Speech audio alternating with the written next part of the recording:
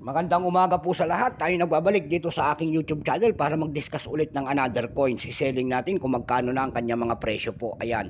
Magandang umaga po sa lahat ng kolektor. Kung saan kayong panig na mundo po, lalong-lalo na ang aking mga subscriber po. Thank you so much po sa lahat. Yung mga hindi pa po nakapag-subscribe at gusto ang ganitong mga topic po about coins ang pinag-uusapan dito, baka pwedeng makisuyo po, pakipindot naman po ang subscribe button, like and share para mag-tip po kayo sa mga latest kong gagawin mga video po. Ayan, namamaos kasi tayo eh. Ang pag-usapan po natin ngayon ay 1 peso po na nakapaloob po sa ating bagong lipunan series. Ayan po, may isa po kayong makikitang isang lalaki po. Ayan, nakatitig sa akin. Siya po ay, ayan, kitang-kita pa naman po ang kanyang pangalan. Siya po ay si Jose Potasio Rizal. Ayan po, at saka 1 piso.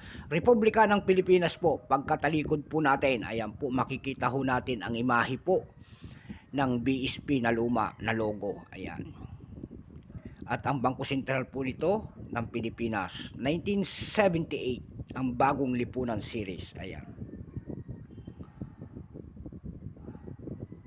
Bago tayo magsimula, kikilalanin muna natin siya. Punong-puno na ang pakikipagdigman. Itong piso ko na to, marami ng bukol sa noo. Ayan po, tsaka sa gilid ng tainga. Bago tayo magsimula, kilalanin mo muna natin siya. Siyempre, issue Philippines po, period Republic 1946, up to date po, type standard circulation coins, years 1975 hanggang 1982. Value 1 peso po, currency piso 1967, up to date po. Composition po nito ay copper nickel. May bigat po itong 3.5 grams. May haba po itong 29 lang milimetro. May kapal po itong 1.9 mm.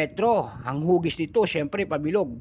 Orientation nito ay middle alignment po. Ayan. Demonetize na po ito noong January 2, 1998. Number N-3748. Reference number TM-209. Ayan po. Kung tawagin ang kanyang nasa likod po, ito po ay the New Society of Central Bank of the Philippines. Ayan. Hindi po dito ginawa ito. Ito po ay Denver Mint at saka San Francisco Mint ginawa at saka Franklin Mint. Ayan, tatlo. Variety po. Hindi dito ginawa itong barya na to. Kumbaga sa ibang bansa. Ayan po. Ayan, makikita nyo ang kanyang logo. Ayan po. Itong 1978 na ito, ayan, dalawang klase po ang ginawa. Ayan, pinagawa ng ating bansa. Mayroon siyang special uncirculated proof at saka common po. Unahin natin po yung 1978 common na 22% po. Ayan. Kung ilang piraso naman po ang pinagawa ng Pilipinas sa barya na yon, iyon po ay 19,408,000 piraso lamang. Mayroon na po siyang selling price doon sa ating numista.com. May presyo na yung kanyang fine 12 pesos, yung very fine 41, extra fine 52. Almost uncirculated po ay 52 at saka uncirculated po ay 90 pesos. Dako naman tayo doon sa 1978 special uncirculated proof na may 1.2%. Ayan po, no price appraisal po. Ayan, wala pang kanya selling price doon sa ating numista. Kung ilang piraso naman pinagawa ng ating Bangko Sentral doon sa ibang bansa, ito po ay 14,792 piraso lamang.